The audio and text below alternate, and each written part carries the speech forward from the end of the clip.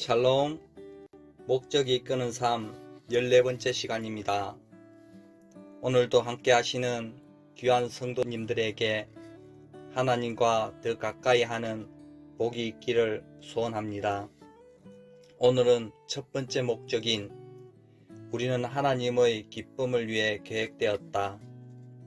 마지막 시간으로 하나님이 멀게 느껴질 때입니다. 모든 관계가 가까워지는 시기와 멀어지는 시기가 있듯이 하나님과의 관계도 마찬가지입니다. 따라서 하나님과의 관계를 할지라도 때로는 멀게 느껴질 때가 있습니다. 그래서인지 다윗은 종종 하나님의 부재에 불만을 표현하곤 했습니다.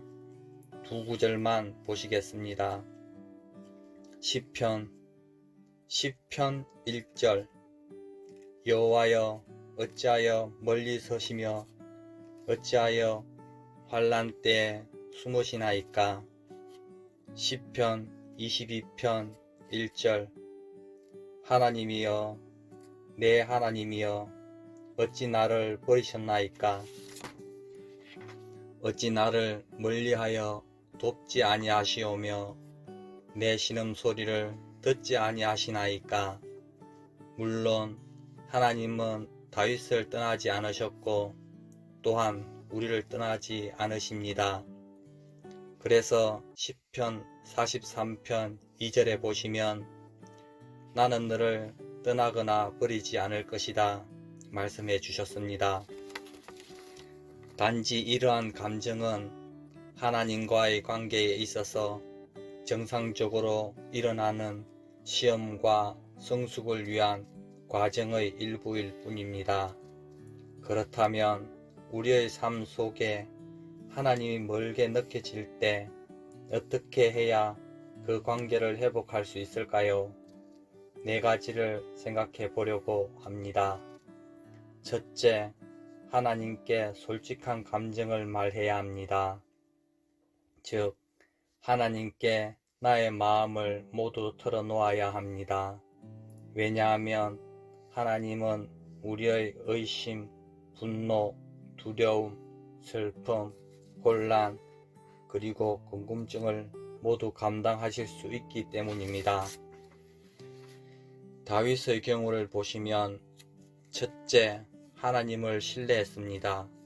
둘째, 하나님이 자신의 기도를 들어주실 것을 믿었습니다.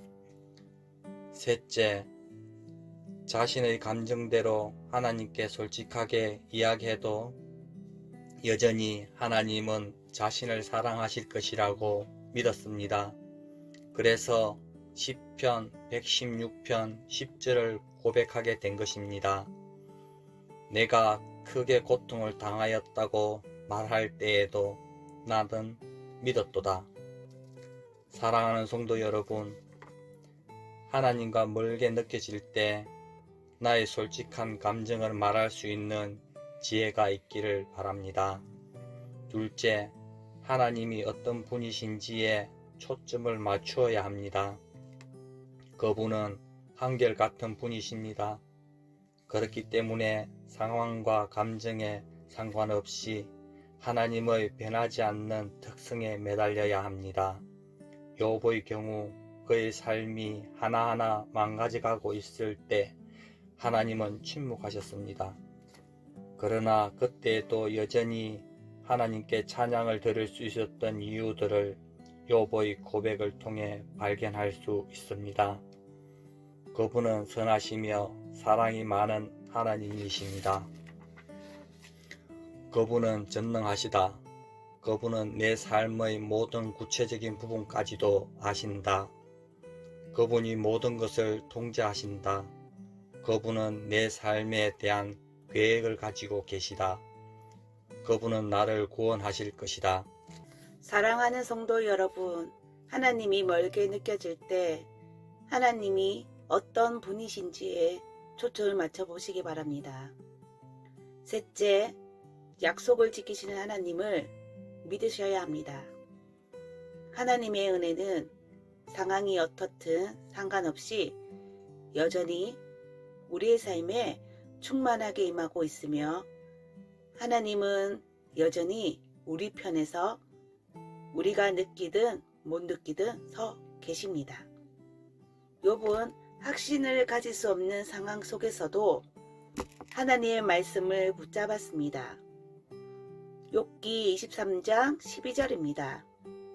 내가 그의 입술의 명령을 어기지 아니하고 정한 음식보다 그의 입의 말씀을 기히 여겼도다. 하나님의 말씀에 대한 이러한 믿음 때문에 욥은 아무리 어려운 상황 속에서도 신실할 수 있었던 것입니다. 하나님께 버림받았다고 느끼지만 그런 우리의 감정에 상관없이 하나님을 계속 신뢰한다면 이것이야말로 우리가 가장 깊게 하나님께 예배 드리는 것이 됩니다. 사랑하는 성도 여러분, 하나님이 멀게 느껴질 때 약속에 신실하신 하나님을 믿음으로 붙잡으시기 바랍니다. 넷째, 하나님이 이미 우리를 위해 하신 일들을 기억하십시오. 여러분, 예수님이 십자가에서 우리를 위해 해주신 것만으로도 그분은 우리의 남은 삶 동안 찬양 받으시기 합당하신 분이 되셨습니다. 고린도후서 5장 21절 하나님이 죄를 알지도 못하신 이를 우리를 대신하여 죄로 삼으신 것은 우리로 하여금 그 안에서 하나님의 의가 되게 하려 하심이라. 예수님은 우리가 모든 것을 갖게 하시려고 모든 것을 버리셨습니다. 그분이 죽으심으로 우리는 영원히 살 수 있게 되었습니다. 그 사실 하나만으로도 우리는 하나님께 감사해야 하고 찬양해야 합니다. 사랑하는 성도 여러분, 하나님이 멀리 느껴질 때 하나님이 우리에게 하신 일들을 기억하는 지혜가 있기를 바랍니다. 적용을 위한 질문입니다.